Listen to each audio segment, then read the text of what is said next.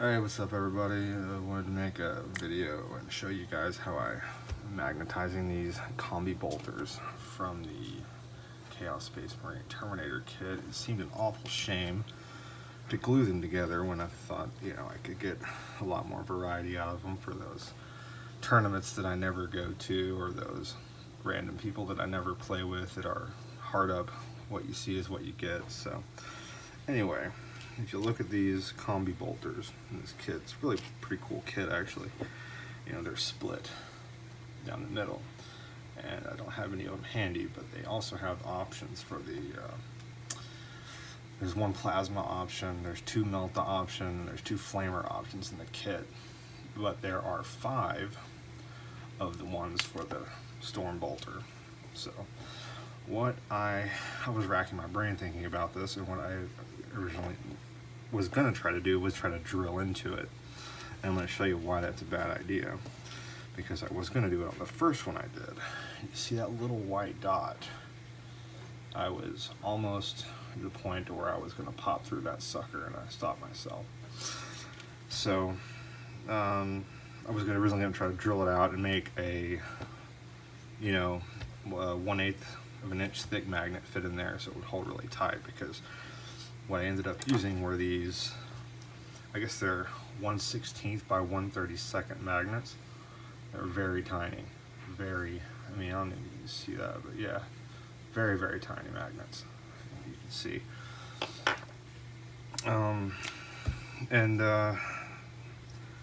I was thinking about it, I was just like, well, maybe we just had, if there was something that I can just smush them into. Anyway, so I ended up deciding on green stuff. So now if you take a closer look at them, you're going to see there's these little divots inside of these things. You see this little bump right there, and then it goes down here. You can actually fit 2 of those magnets in the space in front of the bump. And the little bump right there, you can fit 1, and it'll fit perfectly flush inside there. So these are 2 I just got finished making. You can see, it's not sticking out, so it'll fit perfectly flush in there.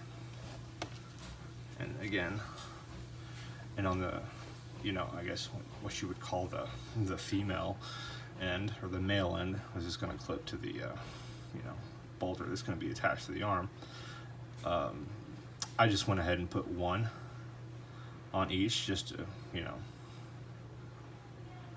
frankly, because I lost half of the magnets because they're so tiny. Anyway, so that's kind of the idea. And whenever you're magnetizing something, it's always good to start with 1. Like, this is the original set that I did. And if you see here, I've got magnets already loaded on here, and they will match the polarity. So I can, when I go to make the next one, I just fill it with green stuff, smush it together, and boom, I'm done. A little shading, a little trimming, and it's gonna work out great. Anyway, so I wanted to kind of do one of these really quick and just kind of show you how I do it. Once you get the initial one finished, it's a little tricky, and you may have to, like on these, I had to kind of mess with it with the green stuff and get it all looking nice. But once you get the initial 2 made, you can use the polarity to connect the magnets, and it makes it a lot easier. And even when I do my models, the miniatures themselves that I put magnets on, I always start with any kit. It doesn't matter what it is. I'll start with 1, I'll build 1, and then I use it as a template as I'm building the other ones, because the polarities will all be the same, and I could interchange the weapons, and it doesn't matter, because I build it off of the initial model that I built with the magnets, so you don't have to worry about polarity that much. And that's pretty cool. Nice little tip. Anyway, so let's get back to this magnetizing, now that I've got myself all screwed up. So I'm gonna need the 2 empty ones, and I just need to find the one that's dry. One more thing, I didn't actually put any super glue inside or around the magnets. I just kind of waited until I got the magnet set, and then before the green stuff was even dry, I just kind of put a little bit of super glue on there. I use this Gorilla super glue. It's great stuff. And then I just kind of use this eraser to kind of like smooth it, you know, kind of get make sure there's no bumps or globs in it. And it's great because it's rubber and it won't pull the magnets out. Popsicle sticks also good for that. Anyway, so here we go. I've got some green stuff that I already, there's magnets all over the place. I've got some green stuff that I've already made and have it mixed and ready to go. So remember, in front of the bubble I can fit 2 magnets. So I'm going to throw 2 magnets on here, right there on this one. Then I'm going to put another magnet on the back end. Get them apart. See? That is 3 magnets on this end.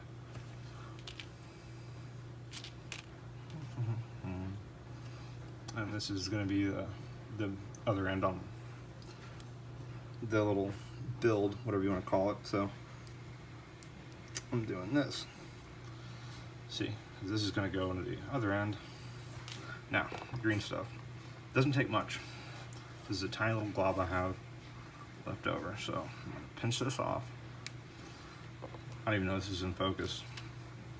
Maybe I should watch this in a little bit. So I'm going to take this guy, smush it right down in there. Smush this right down in there like this. And there, see, there you go.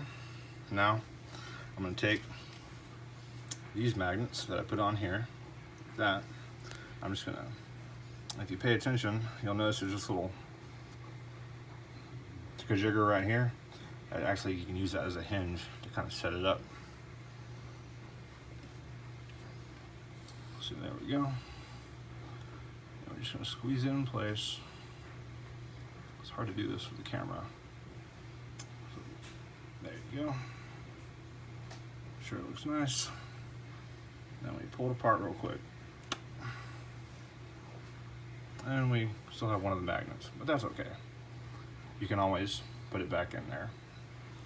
And yeah, super glue.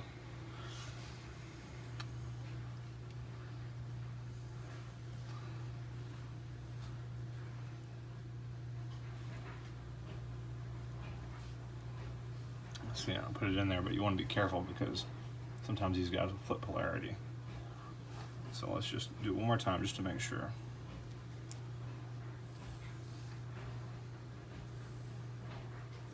No, he's coming out. He's being a pain in the butt. But anyway, you get the idea. You know, you do that, and you'll have, at the very least, you'll have a good idea where to put that magnet. And one other technique that I kind of do whenever I'm trying to put a magnet on something, and I don't want to lose polarity, is I'll take the hobby knife, and I'll just kind of get it underneath the magnet like this. And that's going to keep polarity. So then I can just take it just like this and sit it in that hole, maybe even put a little dab of super glue on top of it. And there you go. Your polarity should be good. But trial and error, you're going to screw up sometimes, and you're going to have to dig it out, and you're going to panic, but it's going to be fine. Anyway, so that's pretty much my tutorial, and I hope it helps somebody. Yeah. Anyway, you guys take care.